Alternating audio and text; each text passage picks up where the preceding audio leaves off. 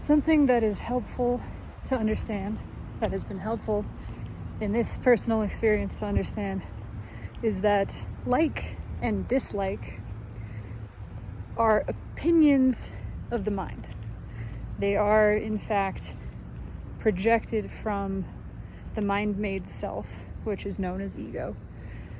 This is not to judge ego or to say that it should be shunned or reviled or any such thing. In fact, all of that would just be more ego, ultimately, right? To call ego bad or good is just more ego. And it's helpful to be aware of this, because when we are operating from identification with ego, it's easy to get caught up in these types of characterizations of something is good, something is bad, something is wanted or unwanted, liked or disliked.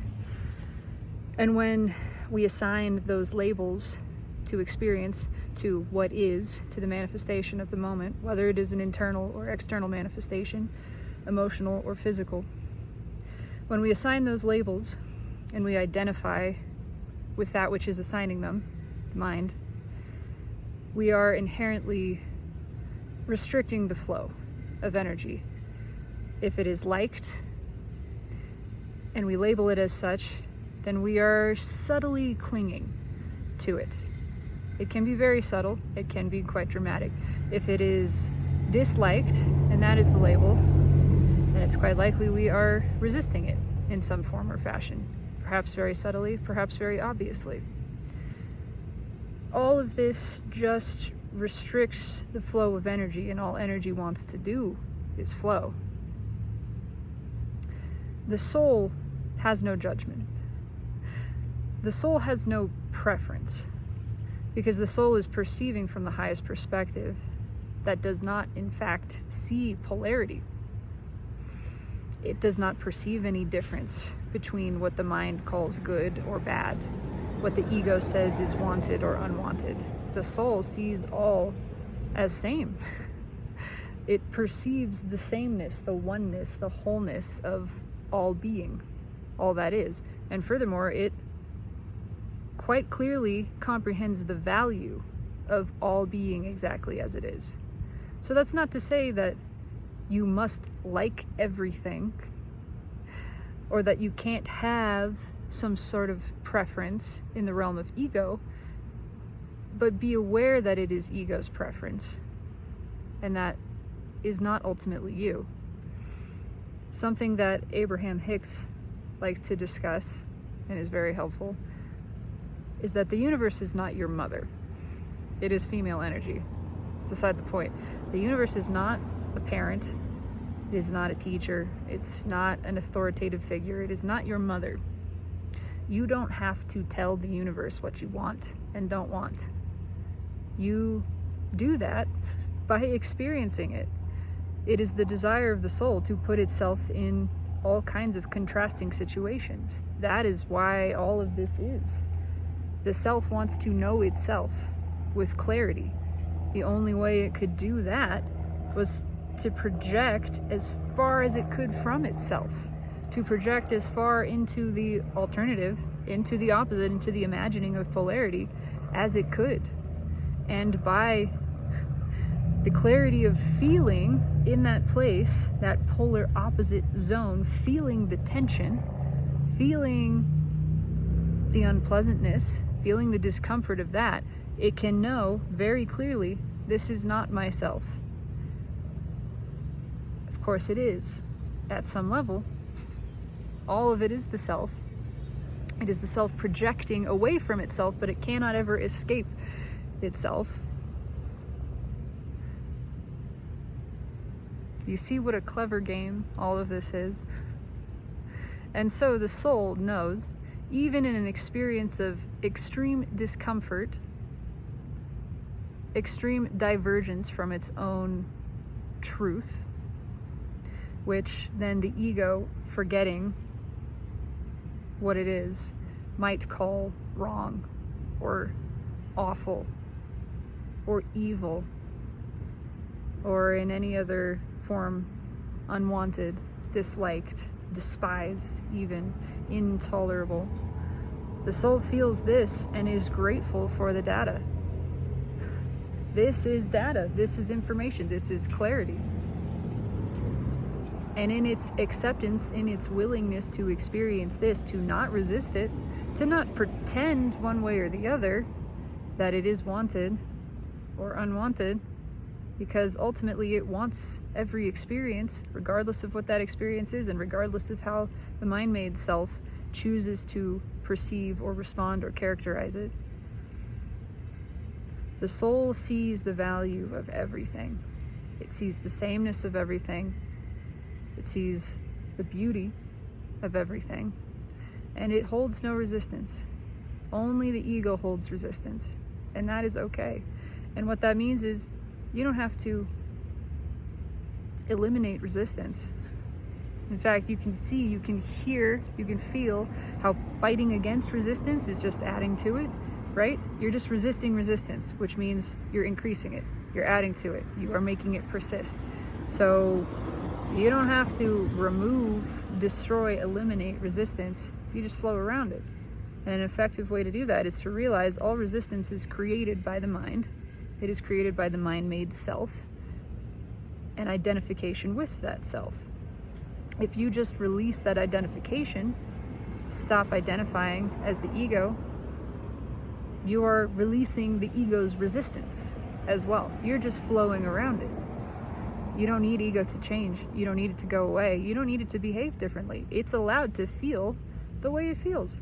It's allowed to have its preferences, but you are not it. And when you stop identifying with it, those preferences cease to be yours. And so everything becomes clearly, visibly, tangibly to your benefit. Everything, every condition serves your joy, your peace, your stability, your power. There is nothing that can detract from or shake that. So acknowledge simply that like and dislike, want and unwant are realm of the ego. They are the realm of the mind-made self. That doesn't make them wrong. Doesn't make them right. Doesn't make them good, and it doesn't make them bad. It's just what it is. But if you are not identified with that, you are not controlled by that. And so ego is free to have its preference. You are free to experience every situation and derive satisfaction from it, regardless of what it is. Not in a false way, not in the way that is pretending, oh yeah, this is great, yeah, I like this. No, there's no pretending. If the thing is unwanted by ego, acknowledge it is unwanted by ego, and then accept and appreciate how valuable that information is. Embrace what is, accept what is, accept that it is happening, that it is manifest. Return to that place of peace within the self, that higher perspective of the soul that knows the value of every experience. And then you are returned to alignment with yourself, and regardless of what condition is happening, what condition you are experiencing, you are in balance, you are in peace, in joy, and you are not restricting the flow of energy. When you're not restricting the flow, number one, you feel good, you stay in balance, you stay out of karmic debt, which is just imbalanced energy. And number two, you allow everything to be as it desires to be. You allow it to change. You allow it to grow. If you are clinging to something because there is you're not allowing that updated version of your desire to come to fruition. You are holding on to something, you're stagnating energy, you are putting it out of balance, you're creating a decay where there should be renewal. Ultimately, that doesn't feel good. If you are pushing against something because of dislike, you're just keeping that thing in your experience. You are refusing to take the bounce of the contrast. You're refusing to accept what is. The denial of what is insanity. It is. You might as well accept it. And in accepting it, You set it free. In no longer rejecting or clinging to, you set this energy free, and you allow it to flow the way that it desires. That's where the pleasure is. It's not actually in the experience. It's in your deliberate allowance of the flow of energy. Because that's what you are. You are the space. You're not the flow. The flow is itself. And the flow is not something you need to create, nor is it something you have control over. What you are is the space. Energy wants to flow. In order to flow, it needs somewhere to go. You are that which creates the void, which holds the space for energy to flow into. That's where the satisfaction is. That's where all of the pleasure and the power and the joy is. Just some musing, just some expression of self on this topic, and the personal understanding that is extended through collective consciousness that it is beneficial to the self and to the experience of life to relinquish ownership of preference. Not to deny it, but to relinquish the ownership of it. All preference ultimately is the realm of ego. The soul, from its highest perspective, loves and appreciates everything exactly as it is. And it certainly, in the experience of contrast, knows this is not authentic to myself. This is not myself. But it also knows at a deeper level, it is. And it is aware that nothing else is required.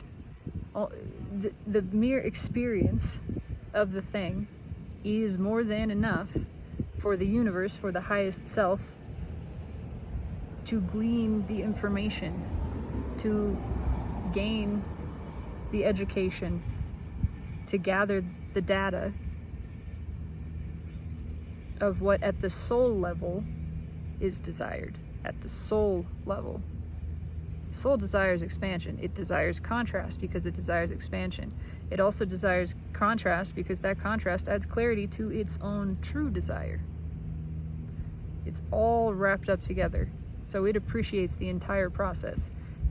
Therefore, at the highest level, nothing is disliked. Nothing is wrong. Nothing is bad.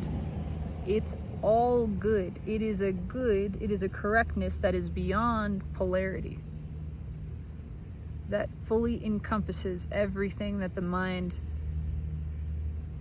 could call a polar opposite.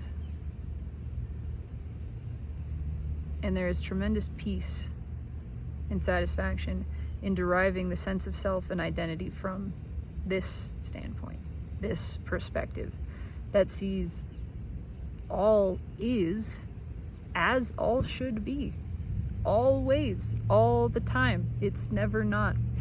It's all going exactly right, and there can be joy experienced and derived from every condition, regardless of what that condition is. That is unconditionality.